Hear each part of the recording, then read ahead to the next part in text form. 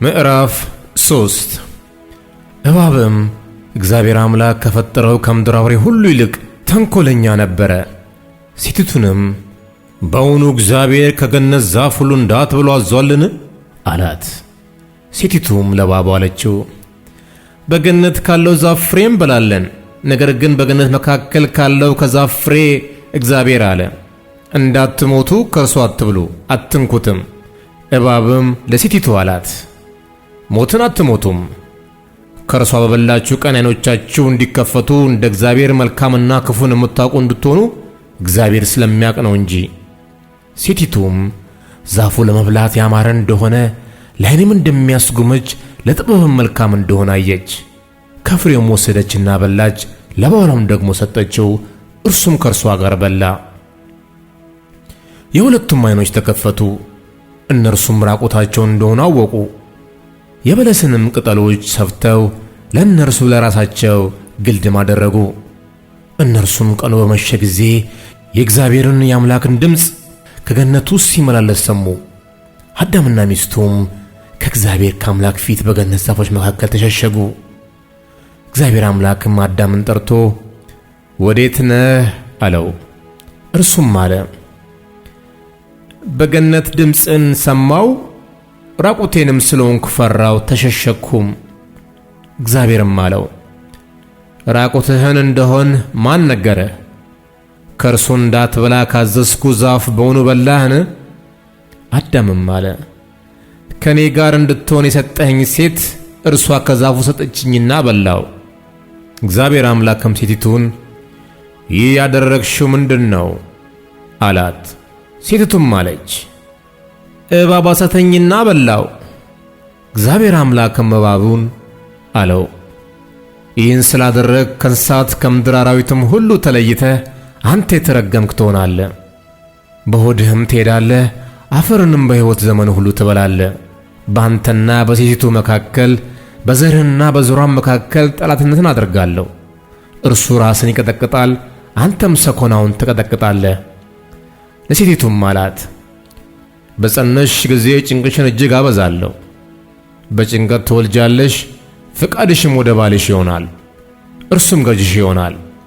አዳምንም አለው፣ የሚስትህን ቃል ሰምተሃልና ከእርሱ እንዳትበላ ካዘዝኩ ዛፍም በልተሃልና ምድር ካንተ የተነሣ የተረገመች ትሁን። በሕይወት ዘመኑ ሁሉ በድካም ከእርሷ ትበላለህ። እሾህና አሜከላ ታበቅልብሃለች፣ የምድርንም ቡቃያ ትበላለህ። ወደ ወጣህበት መሬት እስክትመለስ ድረስ በፊትህ ወዝ እንጀራን ትበላለህ፣ አፈር ነህና ወደ አፈርም ትመለሳለህና። አዳምም ለሚስቱ ሔዋን ብሎ ስም አወጣ፣ የሕያዋን ሁሉ እናት ናትና። እግዚአብሔር አምላክም ለአዳምና ለሚስቱ የቁርበትን ልብስ አደረገላቸው፣ አለበሳቸውም። እግዚአብሔር አምላክም አለ፣ እነሆ አዳም መልካምና ክፉን ለማወቅ ከእኛ እንዳንዱ ሆነ። አሁንም እጁን እንዳይዘረጋ ደግሞም ከሕይወት ዛፍ ወስዶ እንዳይበላ ለዘላለምም ሕያው ሆኖ እንዳይኖር፣ ስለዚህ እግዚአብሔር አምላክ ከኤደን ገነት አስወጣው፣ የተገኘባትን መሬት ያርስ ዘንድ። አዳምንም አስወጣው፣ ወደ ሕይወት ዛፍ የሚወስደውን መንገድ ለመጠበቅ ኪሩቤልንና የምትገለባበጥ የነበልባል ሰይፍን በኤደን ገነት ምስራቅ አስቀመጠ። ኦሪት ዘፍጥረት ምዕራፍ 4 አዳምም ሚስቱን ሔዋንን አወቀ፣ ጸነሰችም፣ ቃየንንም ወለደች። እርሷም ወንድ ልጅ ከእግዚአብሔር አገኘሁ አለች። ደግሞም ወንድሙን አቤልን ወለደች። አቤልም በግ ጠባቂ ነበር፣ ቃየንም ምድርን የሚያርስ ነበር። ከብዙ ቀን በኋላም ቃየን ከምድር ፍሬ ለእግዚአብሔር መሥዋዕትን አቀረበ። አቤልም ደግሞ ከበጎቹ በኩራትን ከስቡ አቀረበ። እግዚአብሔርም ወደ አቤልና ወደ መሥዋዕቱ ተመለከተ፣ ወደ ቃየንና ወደ መሥዋዕቱ ግን አልተመለከተም። ቃየንም እጅግ ተናደደ፣ ፊቱም ጠቆረ። እግዚአብሔርም ቃየንን አለው፣ ለምን ተናደድክ? ለምን ፊትህ ጠቆረ? መልካም ብታደርግ ፊትህ የሚበራ አይደለምን? መልካም ባታደርግ ግን ኃጢአት በደጅ ታደባለች፣ ፈቃዷም ወደ አንተ ነው፣ አንተ ግን በእርሷ ንገስባት። ቃየንም ወንድሙን አቤልን ና ወደ ሜዳ እንሂድ አለው። በሜዳም ሳሉ ቃየን በወንድሙ በአቤል ላይ ተነሳበት፣ ገደለው። እግዚአብሔርም ቃየንን አለው፣ ወንድምህ አቤል ወዴት ነው? እርሱም አለ፣ አላውቅም፣ የወንድሜ ጠባቂው እኔ ነኝን? አለው። ምን አደረግህ? የወንድምህ የደሙ ድምፅ ከምድር ወደ እኔ ይጮኻል። አሁንም የወንድምህን ደም ከእጅ ለመቀበል አፏን በከፈተች በምድር ላይ አንተ የተረገምክ ነህ። ምድርን ባረስክ ጊዜ እንግዲህ ኃይሏን አትሰጥህም። በምድር ላይ ኮብላይና ተቅበዝባዥ ትሆናለህ። ቃየንም እግዚአብሔርን አለው፣ ኃጢአቴ ልሸከማት የማልችላት ታላቅ ናት። እነሆ ዛሬ ከምድር ፊት አሳደድክኝ፣ ከፊትህም እሰወራለሁ። በምድርም ላይ ኮብላይና ተቅበዝባዥ ሆናለሁ፣ የሚያገኘኝ ሁሉ ይገድለኛል። እግዚአብሔርም እርሱን አለው፣ እንግዲህ ቃየንን የገደለ ሁሉ 7 እጥፍ ይበቀልበታል። እግዚአብሔርም ቃየንን ያገኘ ሁሉ እንዳይገድለው ምልክት አደረገለት። ቃየንም ከእግዚአብሔር ፊት ወጣ፣ ከኤደን ወደ ምስራቅ በኖድ ምድር ተቀመጠ። ቃየንም ሚስቱን አወቀ፣ ጸነሰችም፣ ሄኖህንም ወለደች። ከተማም ሠራ፣ የከተማይቱም ስም በልጁ ስም ሄኖህ አላት። ሄኖህም ጋይዳድን ወለደ፣ ጋይዳድም ሚኤልን ወለደ። ሚኤልም ማቱሳኤልን ወለደ፣ ማቱሳኤልም ላሜህን ወለደ። ላሜህም ለራሱ 2 ሚስቶችን አገባ። የአንዲቱ ስም አዳ፣ የሁለተኛይቱ ስም ሴላ ነበር። አዳም ያባልን ወለደች፣ እርሱም በድንኳኑ የሚቀመጡት የዘላኖች አባት ነበር።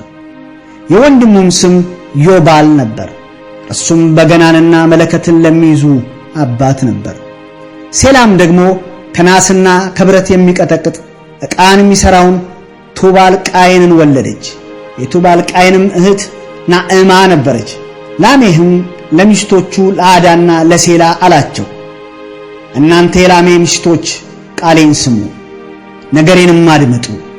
እኔ ጎለማሳውን ለቁስሌ ብላቴናውንም ለመውጋቴ ገድየዋለሁና ቃየንን 7 እጥፍ ይበቀሉታል፣ ላሜህን ግን 77 እጥፍ። አዳም ደግሞ ሚስቱን አወቀ፣ ወንድ ልጅም ወለደች። ስሙንም ቃየን በገደለው በአቤል ፋንታ እግዚአብሔር ሌላ ዘር ተክቶልኛል ስትል ሴት አለችው። ለሴት ደግሞ ወንድ ልጅ ተወለደለት፣ ስሙንም ሄኖስ አለው። በዚያን ጊዜም በእግዚአብሔር ስም መጠራት ተጀመረ። ምዕራፍ 5 የአዳም የትውልድ መጽሐፍ ይህ ነው። እግዚአብሔር አዳምን በፈጠረ ቀን በእግዚአብሔር ምሳሌ ያደረገው ወንድና ሴት አድርጎ ፈጠራቸው፣ ባረካቸውም። ስማቸውንም በፈጠረበት ቀን አዳም ብሎ ጠራቸው። አዳምም 230 ዓመት ኖረ፣ ልጅንም በምሳሌው እንደ መልኩ ወለደ፣ ስሙንም ሴት ብሎ ጠራው። አዳምም ሴትን ከወለደ በኋላ የኖረው 700 ዓመት ሆነ፣ ወንዶችንም ሴቶችንም ወለደ። አዳም የኖረበት ዘመን ሁሉ 930 ዓመት ሆነ፣ ሞተም። ሴትም 205 ዓመት ኖረ፣ ሄኖስን ወለደ። ሴትም ሄኖስን ከወለደ በኋላ የኖረው 707 ዓመት ሆነ፣ ወንዶችንም ሴቶችንም ወለደ። ሴትም የኖረበት ዘመን ሁሉ 912 ዓመት ሆነ፣ ሞተም። ሄኖስም 190 ዓመት ኖረ፣ ቃይናንንም ወለደ።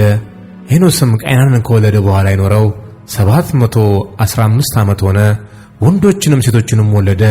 ሄኖስም የኖረበት ዘመን ሁሉ 905 ዓመት ሆነ፣ ሞተም።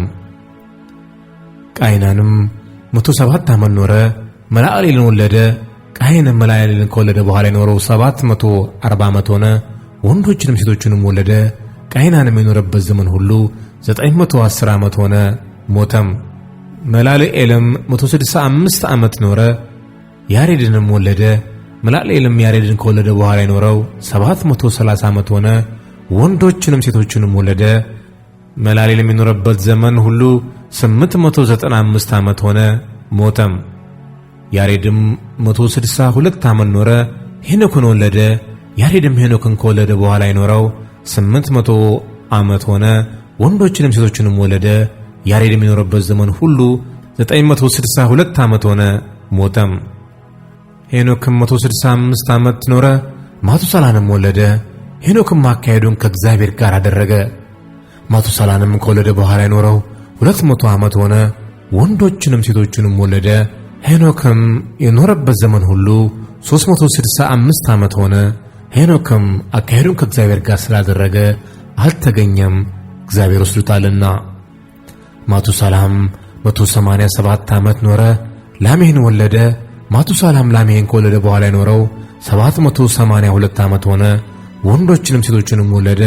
ማቱሳላም የኖረበት ዘመን ሁሉ 969 ዓመት ሆነ፣ ሞተም። ላሜህም 182 ዓመት ኖረ፣ ልጅንም ወለደ። ስሙንም እግዚአብሔር በረገማት ምድር ከተግባራችንና ከእጅ ሥራችን ይህ ያሳርፈናል ሲል ኖህ ብሎ ጠራው። ላሜህም ኖህን ከወለደ በኋላ የኖረው 565 ዓመት ሆነ፣ ወንዶችንም ሴቶችንም ወለደ። ላሜህም የኖረበት ዘመን ሁሉ 747 ዓመት ሆነ፣ ሞተም። ኖህም የ500 ዓመት ሰው ነበረ። ኖህም ሴምን ካምን ያፌትንም ወለደ።